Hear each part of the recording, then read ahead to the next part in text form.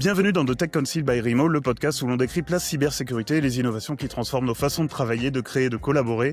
Je suis Florent, je suis accompagné de mon co-animateur Gwenaël, CTO chez Rimo. Bonjour à tous. Aujourd'hui, on a le plaisir de recevoir Cédric Lejeune, expert reconnu des workflows cinéma et pionnier de la transformation numérique dans les industries créatives. De la colorimétrie au HDR, de la modernisation des pipelines à la durabilité, il accompagne depuis des années studios et entreprises médias dans l'adoption de technologies de production plus efficaces, plus innovantes et plus responsables. Avec Cédric, on va parler des mutations profondes de la production cinématographique et audiovisuelle, de l'émergence des workflows cloud, de l'impact de la cybersécurité dans les pipelines modernes, et bien sûr de l'initiative Movie Labs 2030 qui redéfinit la façon dont les images seront créées et gérées dans les prochaines années. Cédric, merci d'être avec nous. Est-ce que tu peux te présenter ? Bonjour, merci de m'accueillir. Donc, effectivement, j'ai eu la chance d'arriver il y a 25 ans, parce que j'ai déjà un certain âge, dans le métier de l'audiovisuel en étant assistant Flame. Donc, tout de suite, un mélange. À l'époque, c'était Pirates de la télé, vous avez peut-être connu. C'était juste avant Pikachu sur TF1. En fait, toutes les images que je faisais, c'était les images les plus regardées de France, puisque en fait, tout le monde regardait Pikachu. Mais donc, il y avait déjà toute une partie compositing, du live action, des choses hyper intéressantes. Et après, j'ai été embauché par une boîte qui s'appelle PostLogic, qui vend du matériel. Et je suis arrivé pile poil au moment où arrivait le cinéma numérique. Donc, je me suis retrouvé à m'occuper d'Éclair Laboratoire, qui était le plus vieux laboratoire du monde encore en activité à cette époque-là. Ça, c'était une aventure formidable parce que j'avais des gens qui étaient incroyables, qui avaient travaillé sur les vieux films et tout ça, qui étaient vraiment dans la chimie. Moi, j'avais fait de la photo traditionnelle, donc dans cette photo, il y avait ces parties chimiques, donc je pouvais interagir avec les étalonneurs, tout ça, donc c'est vraiment bien entendu. Et surtout, c'était une grande transformation, c'est-à-dire que c'était des métiers de gens qui littéralement mettaient de la chimie dans des bains, qu'il fallait transformer en opérateurs informatiques sur un ordinateur. Donc ça a été une grande aventure. Et après, j'ai déployé à l'international, un petit peu partout dans le monde sur une dizaine d'années. Studio du Kazakhstan, j'étais travaillé aussi pas mal en Égypte, en Europe de l'Est, en Australie aussi, gros dossier avec Deluxe, notamment sur Australia Baz Luhrmann. C'était un gros dossier, un gros film à l'époque avec Effectivement, certaines complexités. Et puis aussi des petits studios, pas mal aux États-Unis.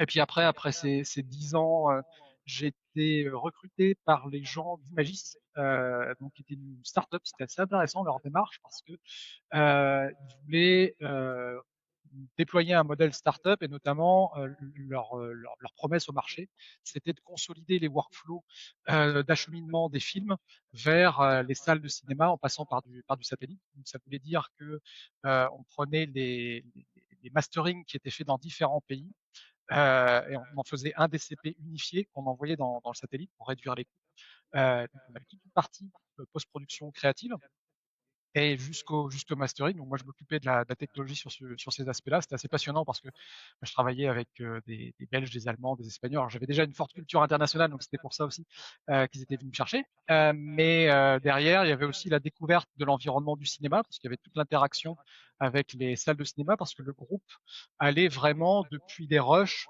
jusqu'à l'équipement en salle, c'est-à-dire machine à popcorn, les sièges, les projecteurs. Et c'est ce qui m'a permis de lancer un projet assez formidable qui s'appelait Éclair Color, puisqu'on était les seuls à avoir la chaîne complète. On s'est dit, bah, tiens, on va inventer comme au bon vieux temps du Technicolor, du Cinémascope, tout ça, une technologie cinéma premium. Et donc, c'était du HDR pour le cinéma. Alors, c'était une dizaine d'années maintenant. À une période, on avait plus d'écrans que Dolby Cinema, notamment on en avait 60 en Chine, grâce à un super partenariat avec StarX. D'ailleurs, j'ai une très très bonne relation avec les partenaires chinois qui sont des gens vraiment incroyables. On a déployé avec l'équipe innovation aussi un projet de jeux vidéo en salle, ça s'appelait Eclair Games, ça s'est déployé à la Villette, c'était absolument génial. Et puis après, Illucity aussi, alors ça pour le coup, c'est pas moi j'ai juste lancé, c'est mon groupe qui a lancé l'initiative, mais c'était du LBE. Et donc ça m'a permis d'aller m'installer aux États-Unis. Et ensuite, quand je suis revenu, bah, c'était le Covid, donc tout ça s'est arrêté et il fallait faire autre chose. Et donc, comme moi, historiquement, j'étais très intéressé, notamment parce que je voyageais beaucoup, par les problématiques énergétiques, j'ai commencé à m'intéresser aux problématiques environnementales. J'étais aussi expert auprès du CNC et ça, il commençait à émerger un petit peu ces sujets-là dans les dossiers du CNC. Et je fais ça maintenant depuis 5 ans. très cool. Très, très cool. Du coup, je pense que ça nous offre une petite transition, parfaite pour notre première question. Du coup, tu as accompagné les transformations, majeures, hein, on peut dire, du cinéma, numérique depuis quasiment, 20 ans. Du mastering HDR à la durabilité des workflows. Avec le recul, pour toi, quels sont les virages technologiques qui ont vraiment changé, la manière de produire un film? Le tuto YouTube, ça c'est probablement le truc le plus important. Parce que, à l'époque, pour choper l'info, pour trouver la lutte, pour configurer un pipeline de VFX, fallait littéralement, aller remonter dans les grimoires, repartir à la fac. Alors moi, j'avais la chance d'avoir une formation d'ingénieur, traitement du signal et tout ça, mais il y avait plein de choses où il fallait vraiment aller choper des bouquins, pour savoir comment ça marchait, faire Oui, du c'est vrai, ouais. code. Les premières lookup tables, on les faisait dans Excel, on voyait absolument rien à ce qu'on faisait. Il fallait avoir beaucoup de capacité de projection parce que quand on travaillait avec un étalonneur, il nous disait, bah voilà, moi ces couleurs-là, moi je voudrais qu'elles soient un peu plus comme ça. Puis on allait dans Excel, on changeait trois valeurs, on faisait un export, on regardait ce que ça donnait. Donc on n'avait pas du tout ce côté interactif. Et puis surtout, la relation à la formation et des choses comme ça était pas du tout la même. Moi, j'ai donné beaucoup de formations. D'ailleurs, premier à l'époque au Cap en Afrique du Sud avec mon pote Graham, on a fait le premier workshop ACES et HDR avec Dolby aussi. C'était super chouette.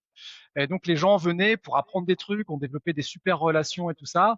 Et en fait, tout ce marché de la formation, puis aussi cette opportunité de créer des liens super intéressants avec des gens super intéressants, a disparu avec YouTube. Et d'ailleurs, c'est là aussi que le marché s'est complètement transformé. C'est-à-dire que bah, là où quand on montait une chaîne pour faire du cinéma numérique, il fallait mettre 3 millions, on achetait des super grosses machines et on payait très cher des gens qui avaient la connaissance pour faire tourner ces machines. Bah là, en fait, il y a plein de choses, notamment quand on a arrêté le retour sur film, euh, on n'avait plus les coûts qui étaient associés au retour sur film. C'est-à-dire que clairement, quand on mettait 2 000 à 3 000 € à la poubelle à chaque fois que la sortie était mauvaise, bon bah on appelait quelqu'un qui s'y connaissait.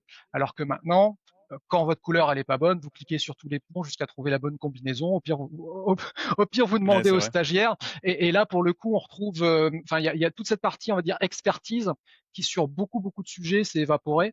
Ce qui pose plein de problèmes en production, parce qu'en fait, là où avant, quand on rentrait dans une boîte de post-prod, dans un studio, on avait des spécialistes en face de soi. Maintenant, on peut avoir littéralement quelqu'un qui a appris sur YouTube la veille, et avec les trois mots qu'il connaît, il peut dire qu'il est un studio et tout ça. Donc en fait, ça pose plein de vrais problèmes de rapport à la compétence, à l'autorité et capacité de livrer aussi.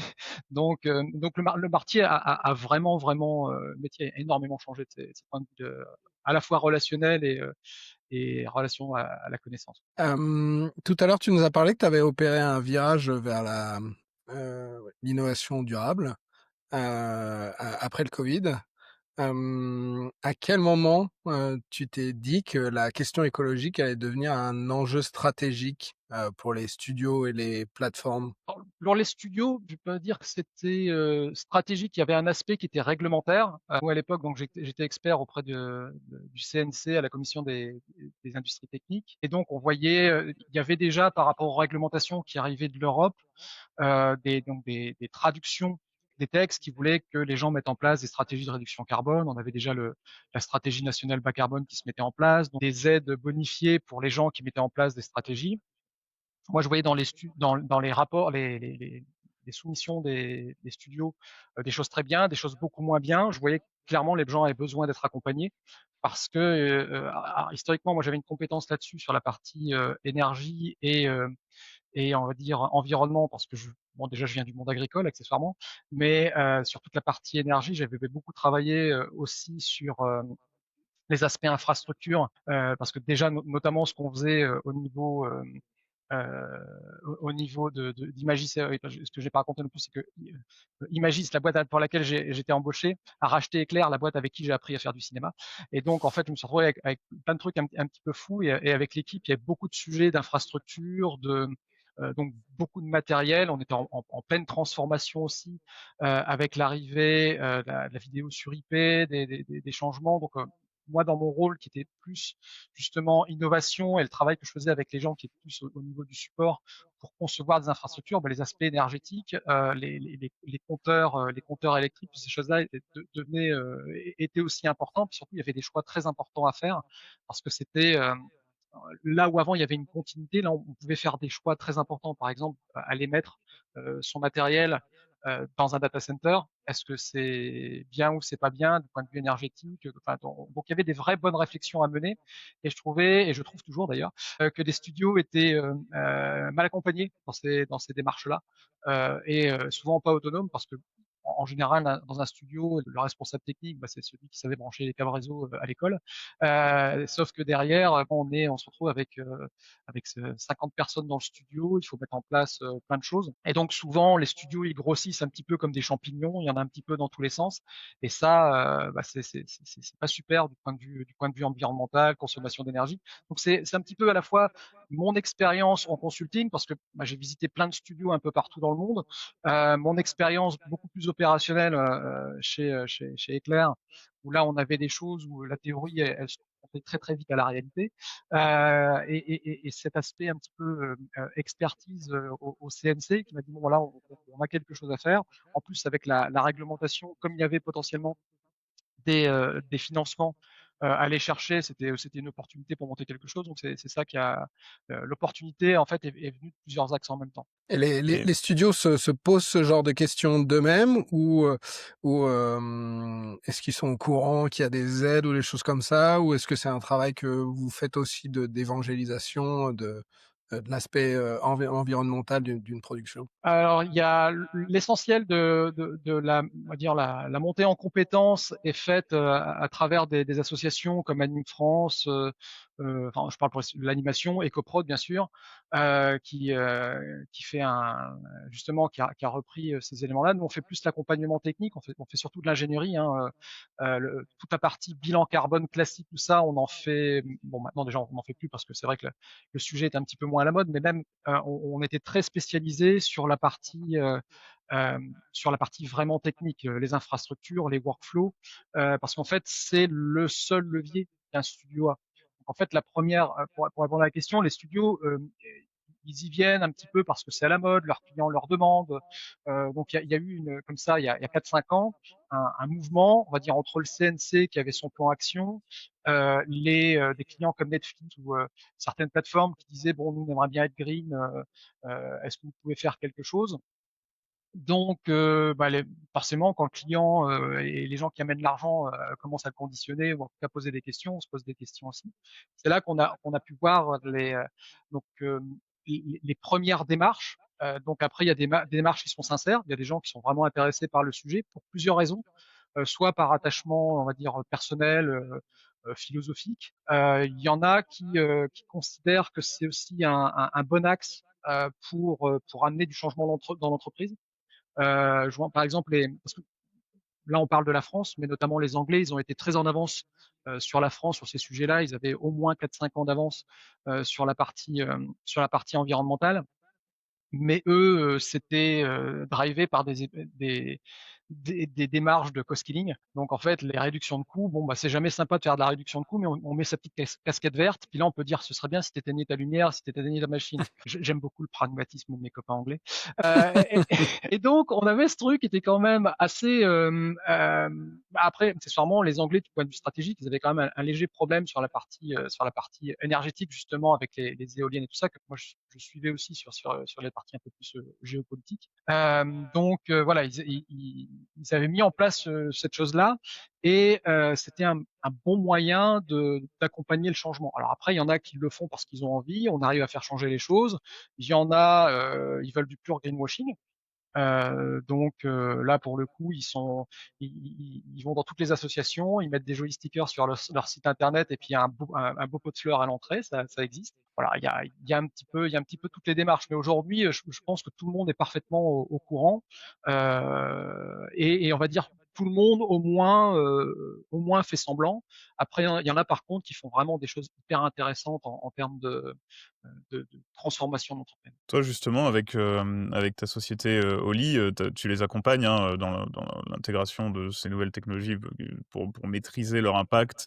Hem, c'est quoi les blocages les plus fréquents que tu vois quand un studio, veut passer, à des workflows plus modernes, plus cloud, plus automatisés, et pour réduire leur impact? Alors, C'est de la transformation, donc clairement la partie environnementale, elle va pas transformer fondamentalement le fonctionnement de la boîte, hein. On va pas travailler avec des ordinateurs en bois, bambou, quoi. Donc le vrai Le sujet, premier c'est Apple,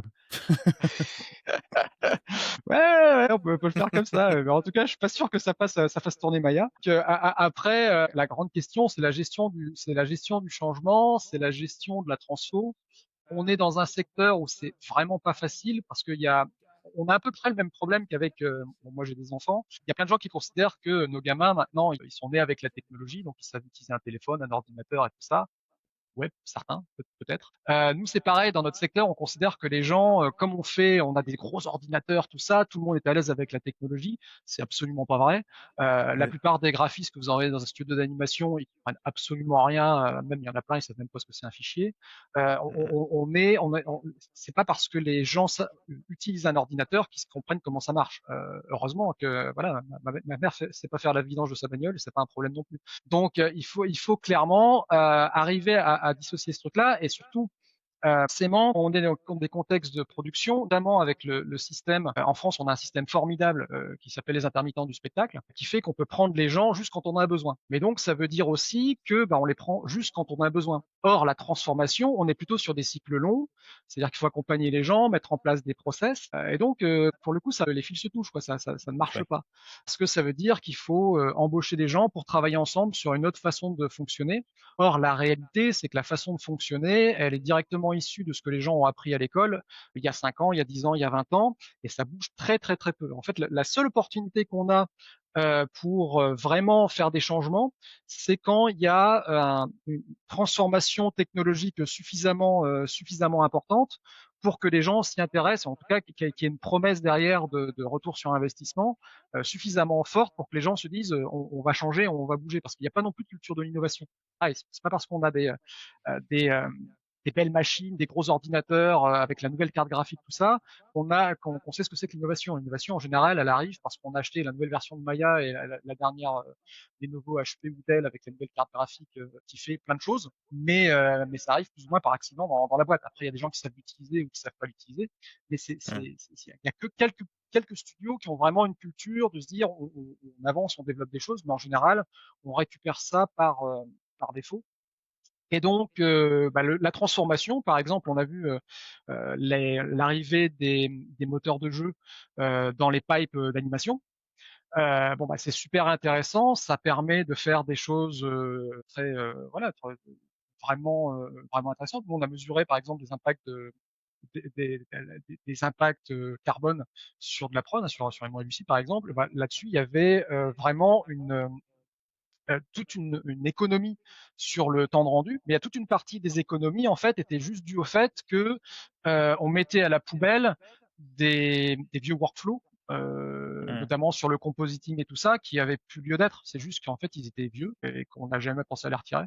ouais, Il y a plein de choses au niveau pareil du compo. Moi, quand je vais dans les studios tout ça, il y a plein de choses. Alors, il se trouve que notamment quand je faisais du consulting couleur, souvent on m'appelait quand il y avait un problème. La plupart du temps, donc je devais dérouler des setups de nuke pour aller chercher des nœuds pour essayer de comprendre un petit peu d'où ça venait, pourquoi c'était pixelisé, pourquoi il y avait des problèmes à l'étalonnage, hein. On remontait un petit peu la chaîne comme le saumon remonte la rivière pour essayer de trouver où était où était le problème.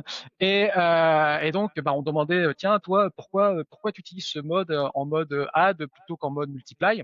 Moi, je sais pas, ouais, c'est quelqu'un qui a fait ça, le mec il est parti, moi je load les presets comme on m'a dit, quoi. Et en fait, il y a cette notion même au niveau opérationnel, les studios ont surtout des gens qui font de l'opérationnel. Il y en a très très peu qui sont capables de faire de. Il y en a, hein, pour le coup, on a vraiment des studios hyper innovants en France qui sont capables d'intégrer les nouvelles technologies, tout ça, mais c'est vraiment pas l'essentiel. Donc, on a cette transformation là qui arrive, et justement le premier frein, c'est d'avoir une culture du management qui permet de savoir ce que c'est que de la transformation, qui permet de savoir comment elle s'implémente, qui permet de savoir que potentiellement il y a des gens comme nous qui peuvent aider. Hein. C'est-à-dire que nous, ce qu'on fait avant tout, on dit innovation durable, ce qu'on fait avant tout, c'est de l'accompagnement au changement. Donc ça veut dire on travaille avec les gens, on regarde un petit peu comment ils travaillent aujourd'hui, qu'est-ce qui pourrait être amélioré, on documente tout ça, et puis après on dit voilà, effectivement, si vous changez cette brique là, vous la remplacez par ça, vous faites sauter 3 étapes. Trop bien. Donc là, on parle de changement, on parle d'accompagner le changement. Quand on parle cybersécurité, parce que la cybersécurité, c'est un sujet Oui. dans tout. Pour toi, est-ce que c'est une contrainte ou un accélérateur du changement? Ça, c'est une super bonne question. C'est évidemment une contrainte pour les studios. C'est un accélérateur du changement parce que quand les gens prennent conscience, c'est une grande étape dans la maturité en fait. Euh, Nous, notamment sur le marché français, alors le marché français est très très très particulier. De par sa structure de financement, sa structure sociale. Voilà, on est des artisans, souvent des groupes de copains qui sortent de l'école, qui font des studios, puis après ça grossit un peu, comme je disais tout à l'heure, un petit peu comme des champignons. Il y a très peu de démarches industrielles, démarches enfin, toute la partie des fonctions support, le RH, le support technique, tous ces trucs-là, c'est souvent assez minimal. En fait, malheureusement, il y a beaucoup de studios qui découvrent la cybersécurité en prenant un ransomware ou en ayant des leaks, des trucs assez sales. De par mes enquêtes, mes trucs comme ça, on a un très gros problème en France sur même au niveau de la manière dont sont implémentés les workflows collaboratifs et les connexions Internet, parce que enfin, littéralement, on a des infrastructures qui sont très fragiles à cause de problèmes de pratique, hein, tout simplement. Aujourd'hui, il y a très peu de directeurs techniques, enfin en tout cas sur la partie IT, qui font de la formation continue sur la cybersécurité, qui ont des certifications sur les firewalls, sur les serveurs, les patchs, qui mettent en place des stratégies de déploiement et tout ça. Donc en fait, malheureusement, souvent, ils l'apprennent à la dure. Quand on prend un ransomware, et encore pire, quand on paye et qu'on récupère pas ses données, parce que ça arrive aussi, là, il y a gros problème. Mais bon, c'est voilà. Donc après, quand on a passé l'étape de découverte, et ben là, ça devient un moteur. En fait, on commence à mettre en place des bonnes pratiques et tout ça. Mais je pense que ça va pas fondamentalement venir des studios. C'est trop lourd pour les studios de mettre ça en place, à part ceux qui font vraiment des gros projets internationaux pour les grands studios, les grandes plateformes et tout ça, qui sont Qui sont obligés contraints. d'être compliant, ouais, du coup. Voilà, TPN, il y a vraiment ce travail-là. Par contre, là, ce qu'on est vraiment en train de faire, notamment dans le cadre du travail qu'on fait avec Movie Labs, c'est que ces choses-là vont venir naturellement. Dire qu'il y a les gens qui fabriquent les logiciels euh, et les gens qui fabriquent aussi le matériel, hein, sont en train de se mettre d'accord pour que ça vienne par défaut. Et de la même manière qu'avant, sur vos ordi perso, il n'y avait pas de firewall, maintenant il y en a un. Probablement que dans le prochain Houdini, il y aura aussi un truc qui permettra de faire les choses un petit peu plus proprement et qui permettra de travailler dans ces nouveaux workflows. Faut penser que tous ces aspects technologiques et un peu sont quand même des trucs très très lourds en termes de R&D. Donc on peut pas non plus attendre que ce soit les studios qui l'implémentent indépendamment. Il faut vraiment que ce soit des efforts d'industrie. Donc après il y a les notions de standards, il y a les initiatives industrielles, et puis après tout ça, ça redescend dans les outils. Ok, super. Tant que tu parles de Movie Lab, justement, est-ce que tu peux expliquer très rapidement ce que c'est pour rappel, et puis ensuite, comme ça se divise en points, parler justement de ce point cybersécurité Ouais. pour aller plus loin. Movie Lab, c'est un truc très intelligent, puisque c'est les studios qui se sont rendus compte qu'il y avait plein de trucs qui développaient en interne, donc les grands studios hollywoodiens, Disney, Universal, tout ça, qu'ils développaient des choses en interne et qui après, quand elles arrivaient sur le marché, elles se retrouvaient en concurrence. Et donc, il y a eu des exemples un peu, je sais pas si vous vous souvenez du débat qu'il y avait eu à l'époque sur le Blu-ray par rapport au DVD HD, des choses comme ça. Donc après, on se retrouve à Si, bien prendre sûr. du délai sur la mise sur le marché. Donc ils se sont dit, en fait, nous, quand on veut travailler sur un truc et qu'on a besoin d'un standard, on va dire, dont on a tous besoin pour faire du business, mais qui ne doit pas être en concurrence, en fait, on va tous mettre des ressources ensemble. Donc de la R&D, par exemple, le HDCP qui relie votre box à votre télé, ou votre lecteur Blu-ray. Dessus, donc sur le câble HDMI, il y a de la sécurité et le HDCP, ça c'est développé par Movie Labs. Parce que tout le monde en avait besoin et il n'y a pas de raison là-dessus de faire de la concurrence entre des machins qui prennent la moitié du marché. Donc c'était une démarche très pragmatique et ça c'est quelque chose qui est assez appréciable avec les studios hollywoodiens. Moi j'avais eu la chance de travailler avant ça, notamment sur les pipelines couleurs avec l'arrivée d'Aces, puisque les tout premiers pipeline couleurs Aces en dehors de Hollywood, c'est moi qui les ai montés. J'ai travaillé notamment à l'époque en Inde, en Australie, on a fait des choses assez amusantes autour de ça. Et donc, on était déjà dans cette démarche de se dire, plutôt que d'avoir des trucs propriétaires compliqués, on met en place quelque chose où tout le monde en bénéficie, tout le monde met un petit peu un petit effort là-dessus, et puis on avance. Alors, il y a des choses qui existent, et dans l'articulation du monde tech hollywoodien, en fait, il y a plusieurs briques qui sont pas forcément faciles à identifier, parce que notamment, nous déjà en France, la partie standard, tout ça, il y a peu de contributeurs. Donc, il y a d'un côté, il y a la SMPTE qui fait les standards. Donc ça, ce sera un petit peu l'équivalent de ce qu'on a avec la CST. Il y a l'ASWF que vous connaissez peut-être, c'est l'endroit où il y a, donc c'est l'Academy Software Foundation, c'est là où on met, c'est l'association entre l'Académie et la Linux Foundation pour mettre les logiciels open source qui servent à la communauté. Donc il y a l'Academy of Motion Pictures, où là c'est plutôt les gens qui se regroupent pour décider un petit peu les technologies. C'est de là que vient Aces. Et puis il y a Movie Labs en fait qui travaille sur d'autres sujets, qui aussi contribuent. Toutes ces choses-là travaillent ensemble. Là, Movie Labs, il y a maintenant 5 ans, a défini un projet qui s'appelle le projet Vision 2030. Et le projet Vision 2030, c'est comment on fait pour produire des films en 2030 en étant plus efficace, en intégrant les nouvelles technologies et surtout en réglant les problèmes historiques qu'on a dans les studios, qui sont essentiellement des problèmes d'interopérabilité à différents niveaux.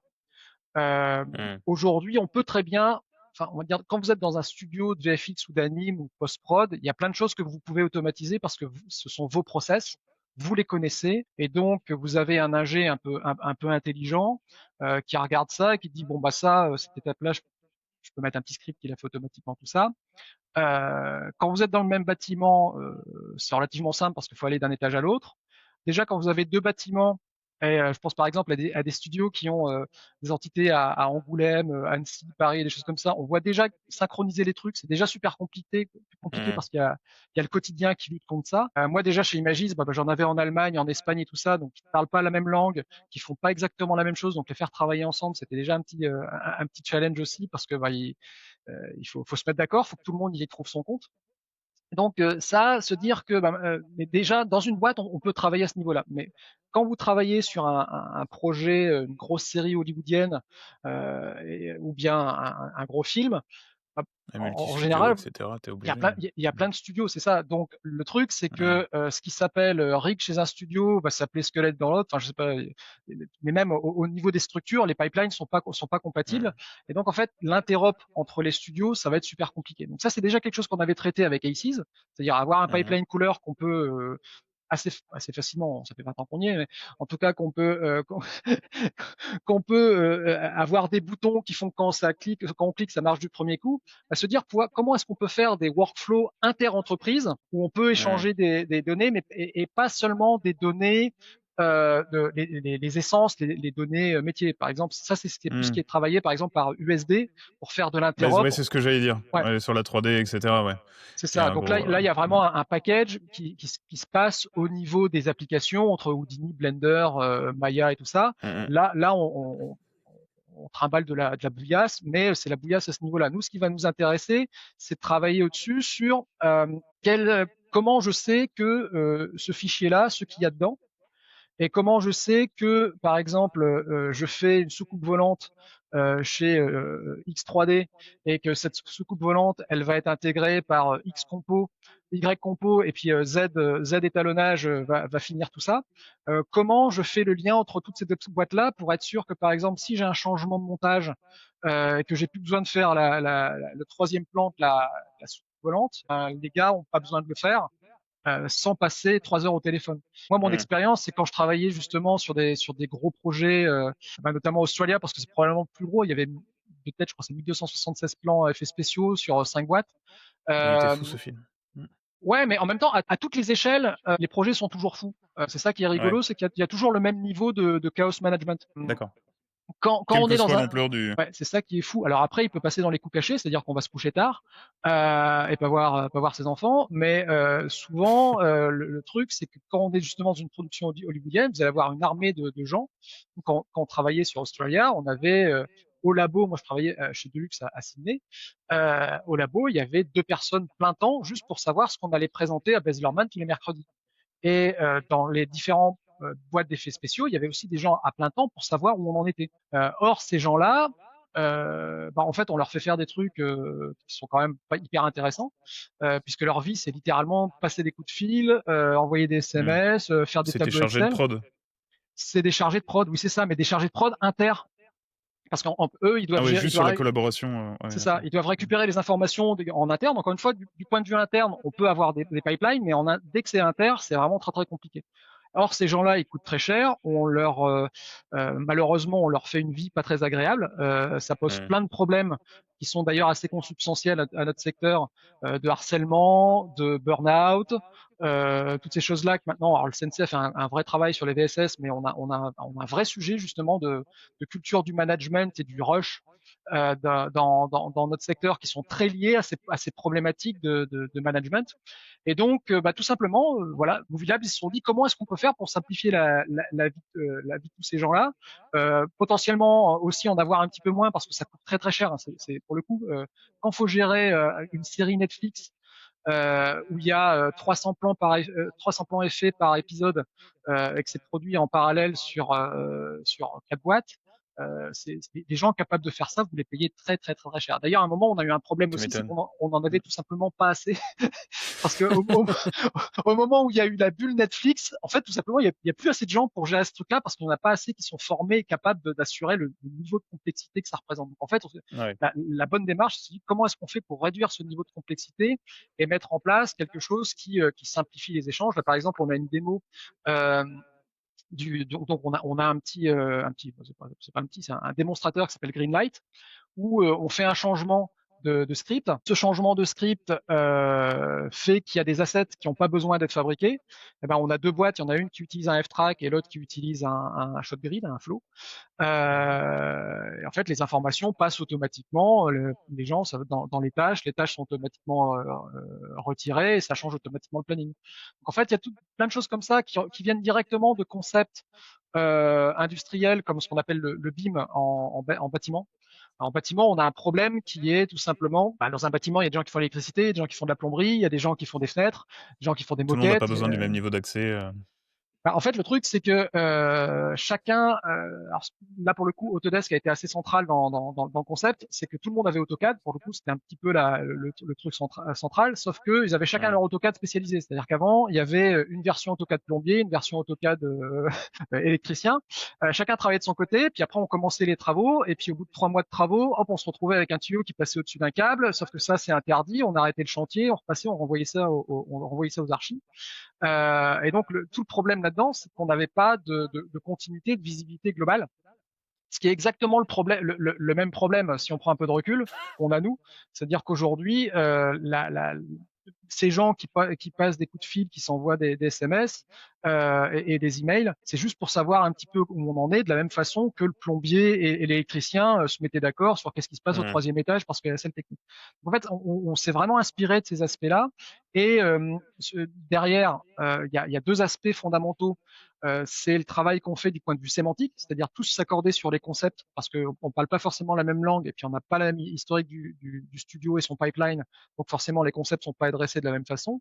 Et puis après, il y a la partie cybersécurité. Donc ça, c'est qui a le droit d'accès à quelles informations, comment est-ce qu'on fait pour que ça leak pas, parce qu'évidemment, quand vous êtes dans l'environnement hollywoodien, c'est un gros sujet. Oui, parce que parmi les principes du coup de Movie Labs, je vois grosso modo, il y a 10 principes hein, qui sont décrits sur le site. Je vois notamment ce principe 6, ce dont tu parles. Chaque personne doit avoir des accès bien vérifiés pour accéder à des ressources spécifiques, hein, si je me trompe pas. Mais il doit y avoir aussi d'autres concepts de cybersécurité et comment vous les adressez du coup? Alors le sujet, toute la phrase est basée sur du zéro trust. Le principe, c'est que les gens, alors ça pose beaucoup de sujets, notamment sur la manière de l'implémenter et sur le SSO aussi, parce qu'il y a quand même comment est-ce qu'on fait pour reconnaître les gens et les faire dans des environnements qui potentiellement sont connectés entre eux. On peut imaginer avoir plusieurs boîtes qui ont des SSO différents qui travaillent sur le même projet. Et donc l'objectif, c'est que les données sont à un endroit et qu'on peut avoir les applications donc il y a une dépendance des droits de l'application d'accéder aux données dépendantes de l'utilisateur. Donc par exemple, moi je suis Jean-Michel Compositing, j'ai le droit d'accéder à une séquence de compositing. Il y a Kevin dans 3D à côté qui travaille dans une autre boîte qui a fabriqué les éléments que moi je dois compositer. Eh bien, lui, il a accès à cette séquence-là parce que c'est ce que fait sa boîte. Tout, tout va être au même endroit, mais lui ne verra que les éléments auxquels il a le droit en entrée. Moi, je ne verrai que ces éléments. Mais surtout, par exemple, quand moi je vais activer mon RV pour faire une review, en fait, RV, comme il sait qu'il est utilisé par moi, il va aller demander les données avec mon jeton pour avoir accès aux données auxquelles moi j'ai accès. Donc il y a tout un concept donc dans cette notion de zéro trust, c'est que le grand changement de paradigme, c'est que maintenant, enfin aujourd'hui, la manière dont les films sont produits, c'est que on a des îlots avec des forteresses autour. Enfin, si vous travaillez dans une boîte de VFX qui a du TPN, tout ça, pour travailler pour un Netflix, pour un Universal, vous avez une sécurisation avec une DMZ en entrée, vous récupérez les informations, et après, vous mettez ça sur votre stockage, et à partir du moment où c'est chez vous, c'est faites du slip. Tout le monde a le droit à accès, surtout en France d'ailleurs, hein, tout le monde a les mots de passe admin et tout ça, c'est la fête. Notez sur un post-it sous le moniteur. Sinon, comment veux-tu que l'intermittent il le sache? Et ben c'est ça. C'est logique. Donc là, il y a un vrai sujet mais au moins, on va dire, il y a une coque autour. Sauf que cette coque autour, déjà, elle crée en fait énormément de fragilité. Donc, si on veut vraiment que ça marche, c'est très très très compliqué à maintenir. C'est vraiment très très très compliqué à maintenir.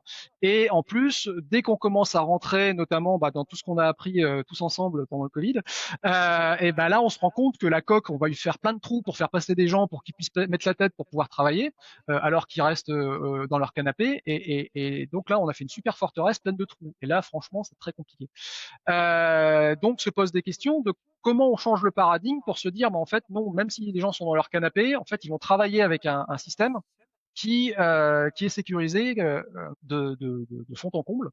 Et là, on peut vraiment commencer à discuter d'infrastructures qui, pour le coup, et là, ça devient super intéressant parce que à partir du moment où on a cette notion de zéro trust, on a une énorme flexibilité sur la manière dont on attribue les ressources techniques par rapport au contenu. C'est-à-dire qu'on peut se dire, moi, je travaille sur ma machine en local et c'est mon stockage qui vient à ma machine et moi, mon application, elle fait les demandes de stockage.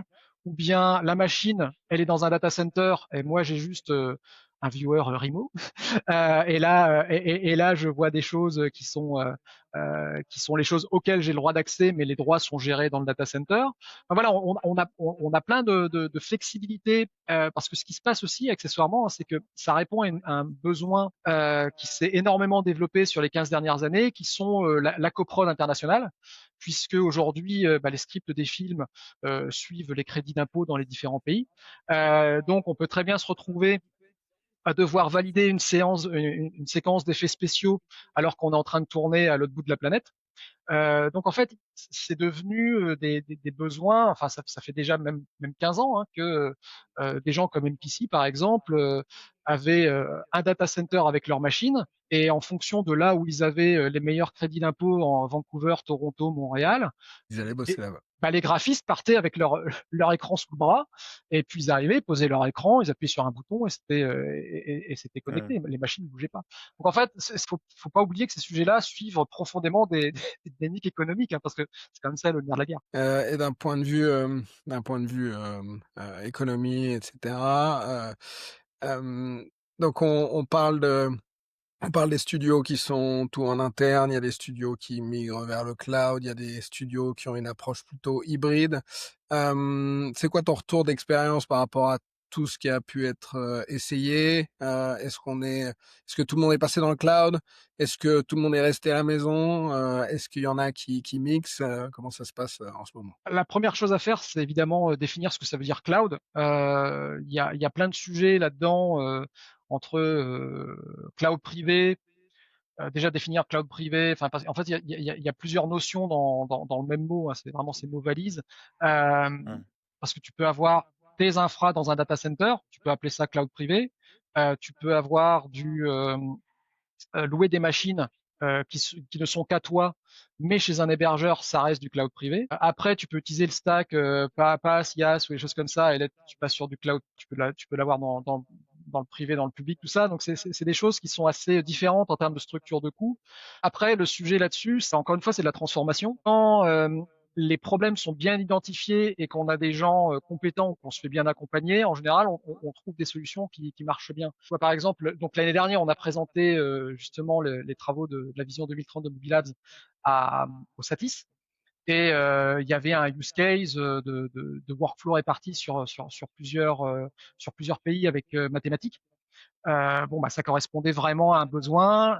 Ils avaient optimisé les transferts par rapport à une technologie de stockage, tout ça. C'était pensé pour. Euh, mais surtout, il y avait une grosse réflexion, puis beaucoup d'ingénierie pour mener le projet.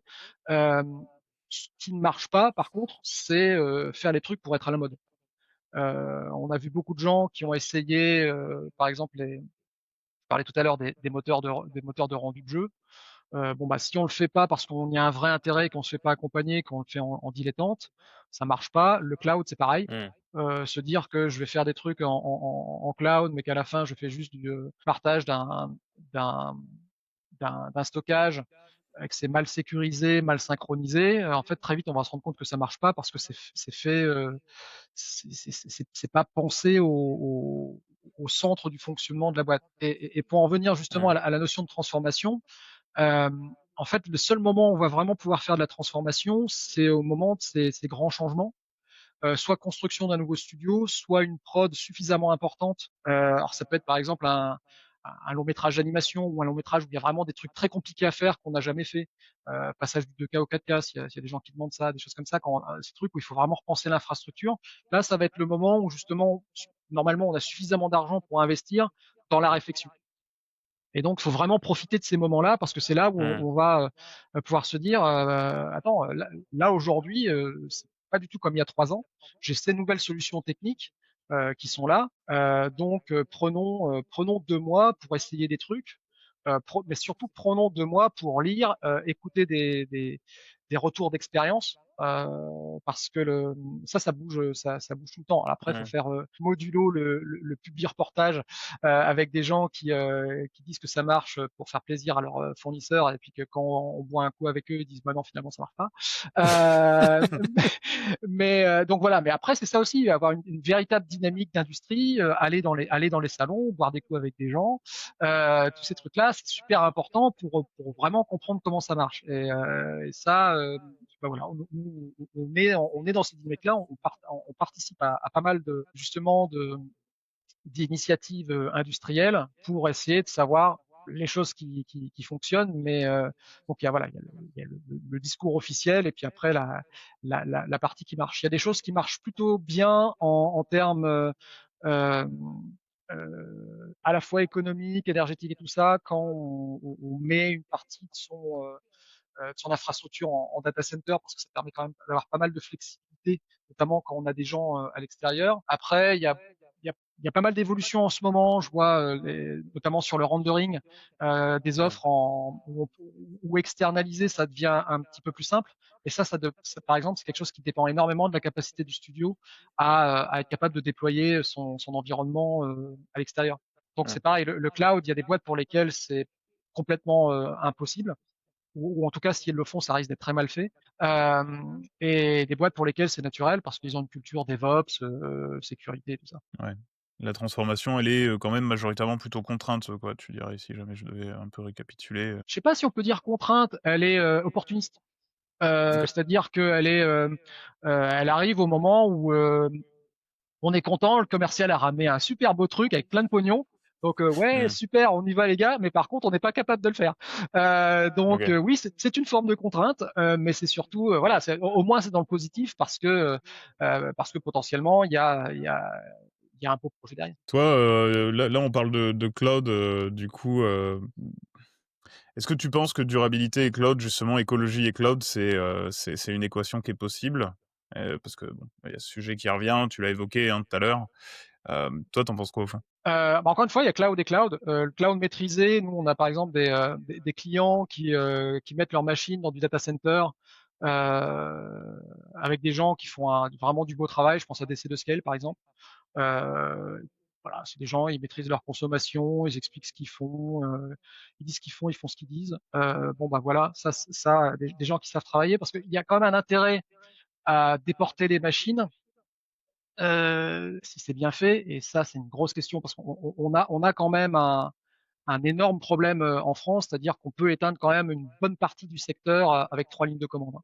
Et quand je Ouais. dis 3 lignes de commande sur quelques points de fragilité qui sont faciles à identifier. Donc là aussi, faut être bien accompagné. Mais sinon, l'avantage quand même de mettre ces machines dans un data center, c'est qu'on bénéficie notamment au niveau capacité de traitement calorifique, tout ce qui est gestion couloir chaud, couloir froid, de gens qui, alors ils savent pas tous le faire, mais il y en a qui savent le faire. Ouais. On a avec l'association Green IT des gens qui sont très très bien, et surtout en France pour le coup, on a des prestataires data center qui font vraiment bien le boulot. Donc en travaillant avec les bonnes personnes, on peut faire des choses qui sont très très bien. Après, c'est vrai aussi en local, hein. Nous, on a fait des choses, notamment avec Oulala. Leur installation de Valence, c'est spectaculaire en termes de consommation d'énergie. C'est très bas, c'est très bien foutu, justement, parce que couloir chaud, couloir froid. Les flux sont bien gérés. Donc, le cloud, tant qu'on a de la visibilité, c'est bien. Et donc, en fait, c'est très facile de faire la différence puisque les GAFAM ne vous donnent absolument aucune visibilité. Vu qu'ils ne font que du greenwashing. Au début, il y a 4 ans, tout le monde se disait bon, il faut se mettre en route, ils vont mesurer tout ça, ils vont y arriver. En fait, non, ils ont pas envie. Donc voilà, si on veut faire du cloud propre, mieux vaut les éviter parce que de toute façon ils ne reportent même pas correctement leurs émissions. Il y a des gens qui font des efforts. Au VH, ils ont fait un effort particulier euh, sur leur reporting Scope 3. Maintenant, depuis cette année, on a même le stockage. On avait déjà le process, mais maintenant on a le stockage aussi. Scaleway aussi fait de beaux efforts. Et puis on a plein de petits acteurs qui savent travailler, qui font les choses bien. Après, par contre, c'est des contraintes supplémentaires, notamment au niveau RH, parce que ça veut dire qu'il faut avoir des IT qui savent déployer du cloud, et ça coûte cher. Et que malheureusement, les studios ont trop souvent tendance à pas payer suffisamment les IT pour avoir les gens suffisamment compétents pour faire ce qu'il y a. Mmh. Et puis ils prennent souvent des IT qui sont spécialisés dans les workflows, spécifiques, dont ils ont besoin et qui vont peut-être pas forcément chercher plus loin. Bah ça, pour le coup, c'est pas vraiment des IT, c'est des comment, Ouais. c'est du dev et tout ça, et Mmh. on peut pas être bon partout. Or, la partie infrastructure dans notre secteur, elle a quand même il y a quand même un vrai sujet. On manipule des machines puissantes. Il y a de l'électricité. Il y a quand même une demi-douzaine de départs d'incendie par an, ne serait-ce qu'à Paris, dans notre industrie, parce que notamment les conditions de sécurité sont pas respectées. Donc là, c'est pareil, il faut se faire accompagner. En fait, le plus gros problème, moi, je l'ai vécu quand je faisais du consulting, hein, c'est le studio qui soudain grossit parce qu'il a un gros contrat, il faisait des petites pubs et puis soudain, il se retrouve à devoir faire un long métrage ou une grosse série, des choses comme ça, parce que tout le monde adore leur créativité. Sauf qu'on peut pas se permettre d'être créatif quand on fait une salle des machines. C'est le sujet, c'est pas les lumières qui clignotent. Le sujet, c'est les flammes qui partent quand on n'a pas pris de bon compteur électrique, qu'on n'a pas contrôlé ses phases. Or, enfin, j'ai vu des choses absolument affreuses. Euh, avec littéralement de la mise en danger des personnes. Donc, Ouais. on a, comme en plus, euh, encore une fois, la structure des intermittents du spectacle fait que les boîtes, en termes de, de TP, sont toutes petites. Donc en fait, il y a plein de réglementations qui sont pour les plus grosses entreprises qu'elles ne respectent pas, notamment la quantité d'air, de renouvellement d'air, les sécurités incendie, les sécurités d'évacuation et tout ça. Donc en fait, on peut se retrouver modulo grand changement avec l'IA. On aura un drame dans notre industrie de sécurité. On a parlé de cloud, on a parlé de cybersécurité, on a parlé de développement durable, et on a parlé de Movie Labs 2030. 2030, bon, c'est un peu demain. Si tu avais une baguette magique et que tu voulais accélérer un des 10 chantiers, et donc des 10 principes de Movie Labs, entre l'interopérabilité, j'y arriverai pas à celui-là, la sécurité et l'identité, les données, l'automatisation, etc. Lequel tu choisirais, pourquoi, et 2030, est-ce que c'est une deadline, est-ce que c'est un objectif, est-ce que ça ira au-delà de tout ça, ou est-ce que c'est un principe dans sa globalité? C'est un moteur, c'est une ligne qui donne envie à plein de gens de travailler dessus, surtout de travailler ensemble. C'est très difficile, notamment sur les démarches d'innovation, où par définition, on ne sait pas où on va. C'est quand même très très sympa de se dire qu'on est avec un groupe de gens super sympas et qu'on discute ensemble sur l'avenir qu'on aimerait bien avoir. Moi, les réunions sur les ontologies, déjà, tout le monde a des guitares accrochées derrière, c'est marrant. Euh, mais il y a les gens de Pixar, il y a les gens d'Universal, il y a les gens d'Autodesk et tout ça. Et alors parfois, c'est des trucs très. Alors, accessoirement, je suis à la SMPTE, à la CST, quand on travaille sur des standards. Ce qui est sympa, c'est plutôt en général d'aller boire un coup et d'aller manger ensemble après. Là, pour le coup, on est en remote et donc on n'a pas ça. Mais bon, on sait qu'on travaille ensemble dans un truc où le petit effort qu'on fait, avec le petit effort de celui à côté, fait qu'à la fin, on va construire un truc qui est vraiment sympa et qui répond à des vrais besoins de l'industrie. Donc pour moi, s'il y a un sujet sur lequel je participe d'ailleurs le plus, hein, c'est cette partie ontologie et dimension sémantique, parce que c'est le langage commun. À partir du moment où on a ce langage commun, alors il y a déjà d'ailleurs un truc, je ne sais pas si vous avez vu sur le site de Movie Labs, un truc qui s'appelle le Common Visual Language. C'est un truc tout bête, hein, c'est pour expliquer justement les concepts de relations. C'est-à-dire ce qu'on a dans une ontologie, c'est-à-dire qu'on a les éléments qui sont liés entre eux par des relations. En fait, on a des petits trucs graphique pour représenter les participants, les moyens et tout ça. Donc déjà, ça permet d'écrire ces workflows d'une manière standardisée. Et donc après, ce qui est génial, c'est qu'à partir du moment où on a fait ça, après derrière, on peut automatiser plein de choses. Et puis après, surtout, on peut commencer à faire rentrer des machines, tout simplement, c'est-à-dire avoir une démarche IA qui va permettre de simplifier, d'automatiser plein de choses parce qu'elle comprendra le même langage. Et ma vision, c'est qu'on arrive clairement à ce que la partie créative, on puisse y passer plus de temps parce qu'il y a beaucoup de gens qui, je trouve d'ailleurs, posent le sujet de l'IA à l'envers. Euh, Quand vous travaillez sur un gros projet, en fait, la créativité, vous l'exprimez vraiment pas beaucoup parce que votre sujet, c'est les contraintes multiples. Et la réalité, c'est que vous devez livrer un plan, vous devez savoir comment nommer votre fichier, vous devez faire un truc, et en fait, vous êtes très très peu créatif. Euh, et donc, ce que je trouve vraiment génial avec ce qui est possible maintenant avec l'IA, c'est qu'il y a plein de choses en termes d'automatisation qui vont permettre de faire toutes les automatisations auxquelles je rêvais quand je suis sorti de l'école. C'est-à-dire faire des trucs, notamment, enfin vraiment les trucs tout bêtes, hein, renommer des fichiers, les mettre au bon endroit, envoyer automatiquement les mails, faire que tout le monde soit d'accord, un truc comme ça, et que ça se fasse tout seul. Parce qu'aujourd'hui, en fait, il y a, comme j'ai dit tout à l'heure, hein, c'est facile, 30-40% du payroll qui fait du chaos management. Bah, ces 30-40%, ces gens-là, qui, ça m'étonnerait qu'ils soient rentrés à l'école en se disant je vais faire du chaos management. Ça m'étonnerait qu'ils soient fiers de dire à leur gamin le soir je fais du chaos management. Alors peut-être qu'ils disent je fais du chaos management sur le Pixar, donc c'est génial.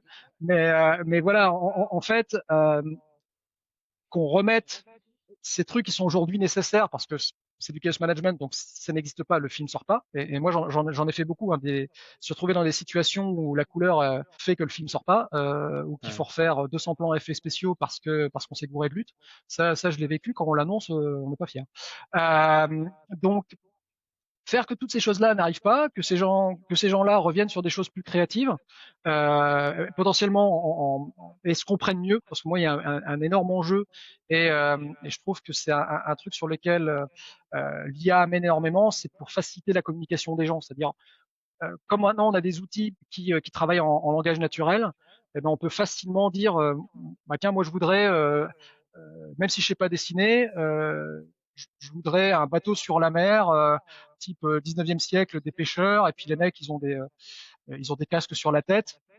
Bah ça, si je suis réalisateur que je sais pas dessiner, ça va être un petit peu compliqué à expliquer. Les gens vont devoir faire plein d'itérations pour me trouver ce que je veux. Moi, j'ai vécu par exemple sur Jack et la mécanique du cœur, on travaillait avec Mathias Malzieu, qui est un mec génial. Moi, c'est un mec, j'adore son travail créatif et tout ça.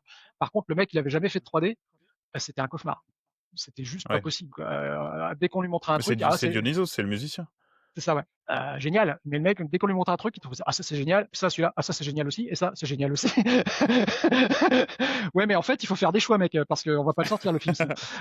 Et donc, bah, le sujet, c'est que à partir du moment où les gens peuvent plus facilement s'approprier la technologie, après derrière, on peut beaucoup plus facilement communiquer. Alors après, nous, il y a un sujet qu'on traite chez Oli en ce moment, c'est Shadow AI, parce que notamment, bah, il faut quand même travailler dans encore une fois, hein, confidentialité des données, de l'entreprise, des clients, donc travailler dans un environnement sécurisé. Donc nous, on développe un truc autour de ça pour justement pouvoir s'échanger ces choses-là de manière convenable. J'ai écrit dessus il y a pas longtemps sur le blog Rimo, c'est un vrai sujet, hein, le Shadow AI.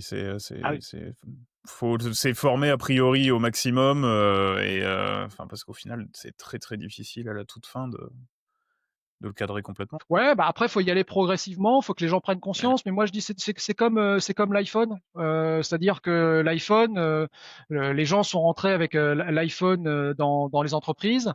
Très rapidement, bah, ils avaient l'habitude d'avoir les mails de chez eux sur le téléphone, donc ils ont dit bah pourquoi je mettrais pas aussi les mails de l'entreprise sur le téléphone, parce que là ça pose plein de questions à la DSI.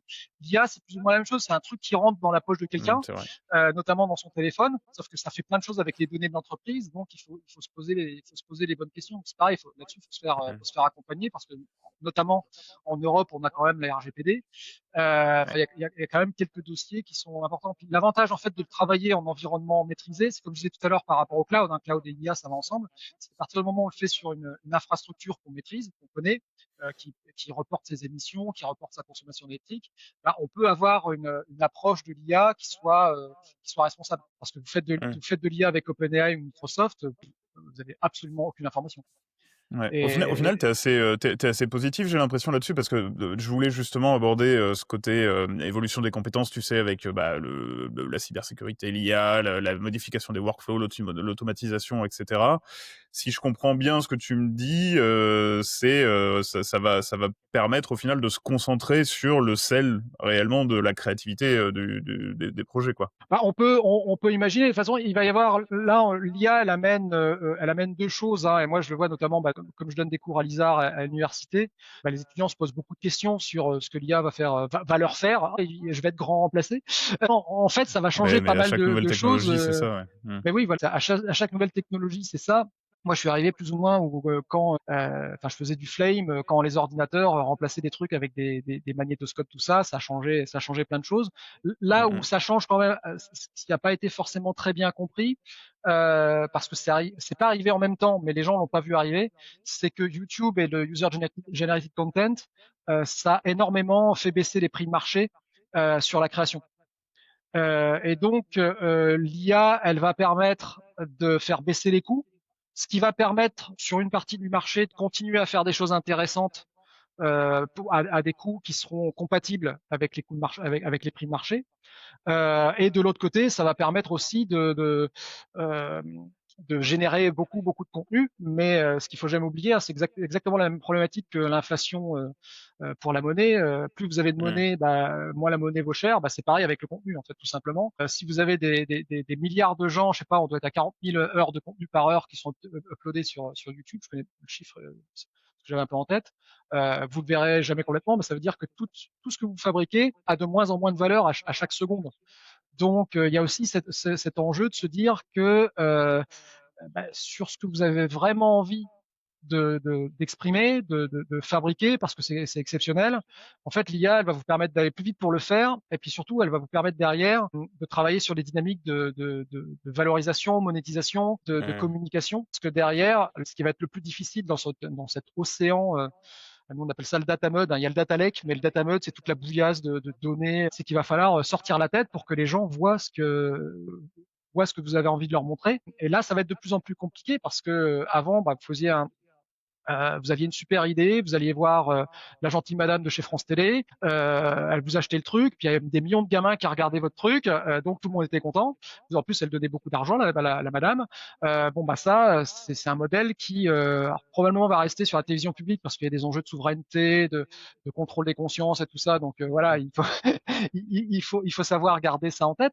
Mais par contre, sur le marché libre, le marché commercial, euh, émerger sur YouTube, ça va être un enjeu. Donc, il va falloir aussi C'est un peu être plus conscient de ça. c'est un peu ce qui s'est passé quand dans le monde du jeu vidéo sur Steam, quand Exactement. Unity, Unreal sont devenus accessibles à tous. Maintenant, c'est très très difficile de sortir sa tête sur Steam parce qu'il y a que des jeux qui sortent tous les jours, quoi. Et C'est plein de ça. petits jeux faits par n'importe qui. Ouais. Donc c'est exactement la même chose. C'est ce qu'on a vécu. Alors, pour le coup, vous avez peut-être remarqué que je suis musicien, mais toujours est-il que la dynamique de la musique, elle a toujours 10 ans d'avance à peu près, parce que les problématiques de bande passante font que le digital va beaucoup plus vite en musique.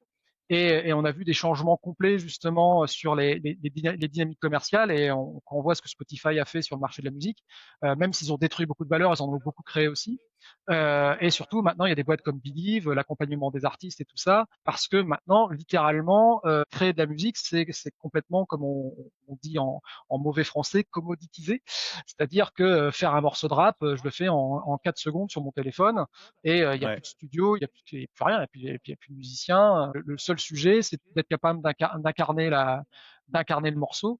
Mais bon, ça n'empêche pas, il y a toujours des orchestres philharmoniques, il y a toujours des groupes de blues, il y a toujours des groupes de jazz, il y a des publics pour ça, il y a des festivals, tout ne s'est pas Il y aura écroulé. toujours des artisans. Il y aura toujours des artisans, et je pense que notamment une fois que notamment le marché français qui est très artisan, enfin on a quand même nos étudiants qui gagnent des concours tous les ans, les Mhm. concours internationaux, SIGGRAPH et tout ça, donc la créativité on l'a prouvé des milliers de fois, donc en fait je pense que la plus grosse opportunité en fait, c'est de se dire que si on confie les aspects industriels qu'on ne sait pas faire. Enfin, on a prouvé qu'on savait pas les faire. Malheureusement, on a vu là, notamment avec France 2030, les trucs, les conjonctures, faire le scale-up, scale-down, la partie technologie, c'est vraiment compliqué. Si on arrive à faire que l'IA permette d'exprimer mieux la créativité, alors c'est un gros challenge. Je dis pas que ça va se faire tout seul, mais en tout cas, si on lutte essentiellement pour ça, la créativité française, elle peut vraiment ressortir, et ça, ça, ce sera vraiment Trop bien. Florent, est-ce que tu veux poser notre question classique de fin de podcast à Bien Cédric? sûr, bien sûr. On aime bien, tu sais, demander si jamais il y a une actualité technologique que tu as envie de partager ces derniers temps, qui toi t'a marqué ou à laquelle tu tiens. Laquelle ce serait? Alors technologique en ce moment, nous on travaille dans le cadre de ce qu'on fait avec Movie Labs. On a présenté la semaine dernière un projet de R&D En fait, la semaine dernière au Satis, il y avait un truc qui était super, c'est qu'ils ont fait venir avec Cap Digital, l'INRIA et plein de labos pour parler des démarches de R&D sur le domaine des ICC. Et donc ça, c'était vraiment une super initiative. Nous, on a présenté dans ce cadre-là, donc bientôt il y aura des vidéos et qui sortiront de ces échanges et tout ça. Et j'encourage les gens justement qui ont parfois un peu trop la tête dans le guidon, aller regarder ce qui se passe, notamment en France, en termes de R&D sur les ICC, parce que c'est hyper inspirant. On a vraiment des labos qui font des choses formidables et on le sait pas assez. Moi, le premier, là, j'ai découvert par exemple une boîte qui faisait de la gestion de données de maquillage et de costumes à Lille. Bon, voilà, super. Donc, grâce à ça, donc c'est des échanges. La partie innovation, comme je disais tout à l'heure, elle est pas naturelle. Enfin, en tout cas, c'est pas quelque chose qu'on sait bien faire dans le secteur des ICC. Et ce qu'il faut pas oublier, c'est qu'en France, on a des labos formidables, on a une recherche formidable, des universités formidables. Donc, on va dire faciliter un petit peu la collaboration. Et là, ce qu'on fait vraiment le Satis et Cap Digital, c'est vraiment chouette pour ça. Allez regarder ce qui se passe ailleurs pour trouver des idées, de l'inspiration pour justement cette partie innovation. Surtout à ce moment où on a plein de à la fois alors d'un côté c'est des défis technologiques, mais c'est aussi des options. C'est-à-dire on peut partir dans un sens, dans l'autre. Je trouve que c'est important d'avoir cette inspiration-là. Et pour moi, voilà, l'événement technologique là des dernières semaines, c'était le Satis la semaine dernière. Trop cool. Eh ben, Cédric, je te remercie. Pour ceux qui ne connaissent pas ta société, donc c'est la société Oli. Florent. Je vais mettre les liens de toute façon sur l'article qui accompagnera la publication de ce podcast. Merci pour tout, c'était super enrichissant. On a appris plein de choses, on a couvert plein de sujets, donc merci Cédric d'avoir accepté cette invitation. Et puis, vous pourrez écouter ce podcast sur le blog de Rimo, sur Spotify, sur Apple Podcasts, sur Amazon, on l'a publié dans plein d'endroits, et sur YouTube également.